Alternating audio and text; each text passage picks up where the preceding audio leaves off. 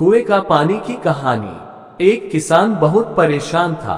उसे अपने खेतों को सींचने के लिए पानी की जरूरत थी। इसलिए वह कई दिनों से अपनी जमीन के आसपास किसी कुएं की तलाश कर रहा था। इसी तलाश में वह घूम ही रहा था कि अचानक उसे एक कुआं दिखा। ये कुआं उसके खेतों से बहुत नजदीक था, इसलिए किसान बहुत खुश हुआ। उसने सोचा कि अब उसकी परेशानी खत्म हो गई। ये सोचकर वह खुशी खुशी घर चला गया। अगले दिन वह पानी लेने कुएं पर पहुंचा। जैसे ही उसने कुएं के नजदीक रखी बाल्टी कुएं में डाली, वहां एक आदमी आ धमका। वह किसान से बोला, ये कुआं मेरा है, तुम इससे पानी नहीं ले सकते। अगर तुम इस कुएं से पानी लेना चाहते हो तो तुम्हें इस कुएं को खरीदना होगा।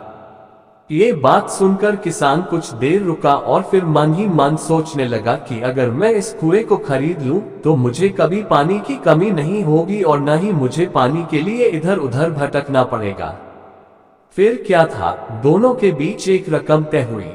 किसान के पास उतने पैसे तो थे नहीं, लेकिन वह यह मौका छोड़ना नहीं चाहता था। इसलिए किसान ने उस आदमी को अगले दिन वह रकम देने का वादा किया और घर की ओर चल दिया। किसान के लिए कुआं खरीदने का यह अच्छा मौका था, इसलिए वह इस काम में जरा भी देर नहीं करना चाहता था। घर पहुंचते ही उसने अपने करीबियों और दोस्तों से इस बारे में बात की और कुएं के लिए तय हुई रकम का इंतजाम करने में जुट गया। थोड़ी भाग दौड़ और कोशिश के बाद आखिरकार उसने वह रकम जमा कर ली। अब वह पूरी तरह से निश्चिंत हो चुका था कि उसे कुआं खरीदने से कोई नहीं रोक सकता। जमा हुए पैसों को लेकर वह फिर घर चल दिया। उसे बड़ी बेसब्री से इंतजार था कि कब रात खत्म होगी और वह कुआं खरीदने जाएगा। इसी सोच में वह पूरी रात सो नहीं सका। अगले दिन सुबह होते ही वह कुआं खरीदने निकल पड़ा। उस आदमी के घर पहुंच किसान ने उसके हाथ पर पैसे रखे और कुएं को खरीद लिया। अब तो कुआं किसान का हो गया था, तो फिर उसने पानी निकालने में देर नहीं की।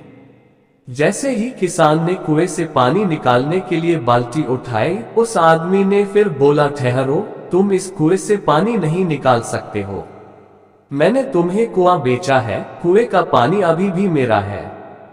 किसान मायूस हो गया और न्याय के लिए राजा के दरबार में शिकायत करने पहुंच गया। मालूम है उस राजा का नाम क्या था? राजा अकबर। राजा अकबर ने उस किसान की पूरी कहानी सुनी और फिर उस आदमी को दरबार में बुलाया जिसने वह कुआं बेचा था। राजा का फरमान सुनते ही वह आदमी भागा भागा दरबार में हाजिर हो गया।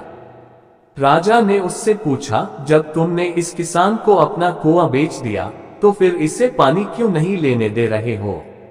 आदमी बोला, महाराज, मैंने इसे केवल कुआं बेचा था, पानी नहीं। ये बात सुनकर राजा भी सोच में पड़ गए। उन्होंने कहा कि बात तो ये पते की कह रहा है, कुआं बेचा है, पानी तो नहीं। काफी देर सोचने के बाद जब इस समस्या को सुलझाने में वह नाकाम हो गए तो उन्होंने बीरबल को बुलाया।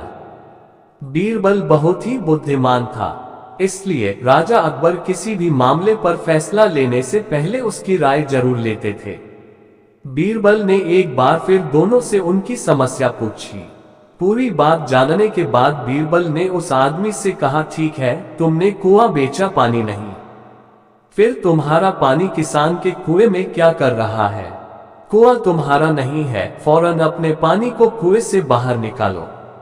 बीरबल का इतना कहते ही उस आदमी को समझ आ गया कि अब उसकी चालाकी किसी काम नहीं आने वाली।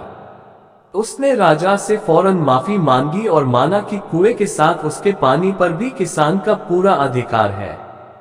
ये देखकर राजा अकबर ने बीरबल की बुद्धिमानी की तारीफ की और कुआं बेचने वाले आदमी पर धोखेबाजी के लिए जुर्माना लगाया।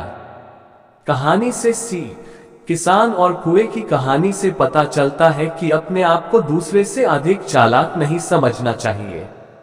साथ ही धोखा देने की आदत से भी दूर रहना चाहिए, क्योंकि कोई ऐसा भी हो सकता है जो आपसे भी अधिक बुद्धि का इस्तेमाल करना जानता हो।